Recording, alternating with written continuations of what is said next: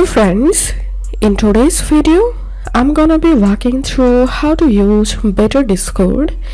So first of all, we need to download and install Better Discord. So type here betterdiscord.app and now click on download to get the installation of Better Discord. And after downloading the Better Discord, you will need to install this software on your computer, and then to work with Better Discord you will need to open your Discord app. Make sure Better Discord won't work with Discord web version. You have to open Discord application.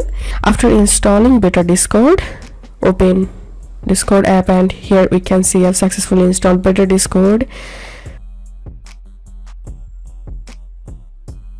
And now log in into your Discord account, and now click on user settings, scroll down, and as you can see, here's a section for Better Discord, and inside of this section we will get some extra features like settings, updates, custom CSS plugins and themes. Now you can upload themes here, you can upload plugins on your Better Discord. So that's how you can do it. If this video helped you, give a thumbs up and please consider subscribe to how to do it. Thank you for watching.